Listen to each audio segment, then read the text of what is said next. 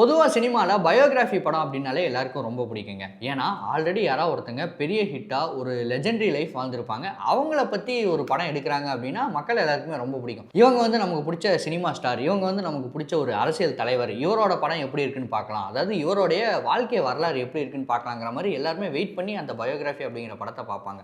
அந்த மாரி தமிழ் சினிமால மட்டும் இல்ல, இந்திய சினிமால வந்த எல்லா படங்களுமே நெறைய ஹிட் ஆயிருக்கு அப்படின்னே சொல்லலாம். ரீசென்ட்டா பார்த்தீங்கன்னா, இந்த லாஸ்ட் 10 இயர்ஸ்ல எம்.எஸ். டோனி படம் வந்தது ஒரு பயோகிராஃபியா.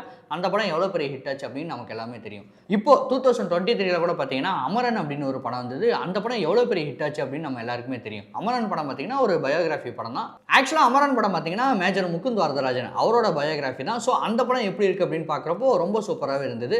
அண்ட் அது மட்டும் இல்லாம சூரரை போற்று படம் கூட எடுத்துக்கலாம். அந்த படமும் பார்த்தீங்கன்னா ஒரு பயோகிராஃபி. ஸோ இந்த மாதிரி தமிழ்ல லாஸ்ட்டா ரிலீஸ் ஆன எல்லா பயோகிராஃபி படங்களும் பெரிய ஹிட் ஆயிருக்கு. சாவித்திரி அம்மா அவங்களோட படம் கூட பயோகிராஃபியா நம்ம கீர்த்தி சுரேஷ் நடிச்சிருந்தாங்க. அந்த படமும் பார்த்தீங்கன்னா சூப்பர் டூப்பர் ஹிட் ஆச்சு. இப்போ அடுத்து பார்த்தீங்கன்னா இன்னொருத்தரோட பயோகிராஃபி ஒன்று ரெடி ஆயிட்டு இருக்குங்க. யாரோட பயோகிராஃபி அப்படின்னா நம்ம எல்லாருக்குமே ரொம்ப பிடிச்ச எம்.எஸ். சுப்புலட்சுமி மேம் அவங்களோட பயோகிராஃபி வந்து ரெடி ஆயிட்டு இருக்கு அப்படிங்கிற மாதிரி நியூஸ் வருது. அவங்க பார்த்தீங்கன்னா ஒரு கர்நாடிக் சிங்கர். அவங்களோட பாடலாம் எப்படி இருக்கும் அப்படின்னு நம்ம எல்லாருக்குமே தெரியும். தெலுங்கு சினிமாவில் பார்த்தீங்கன்னா அவங்களுடைய பயோகிராஃபியை படமாக எடுக்க போறாங்க அப்படின்னு சில நியூஸ்லாம் வந்துட்டு இருக்குங்க. சரி ஓகே, எம்.எஸ். சுப்புலட்சுமி அவங்களோட பயோகிராஃபி ரெடி ஆயிட்டு இருக்கு அப்படின்னு சொல்ற யார் அந்த ரோலில் நடிக்க போறாங்க அப்படின்னு கேட்டா சாய் பல்லவி தான் அந்த ரோலில் நடிக்க போறாங்க அப்படின்னு ஒரு டாக் வந்துட்டு இருக்குங்க. ஸோ நம்ம சீக்கிரமாகவே தெலுங்கு சினிமாவில் எம்.எஸ். சுப்புலட்சுமி அவங்களோட ஒரு பயோகிராஃபியை பார்க்க போறோம்.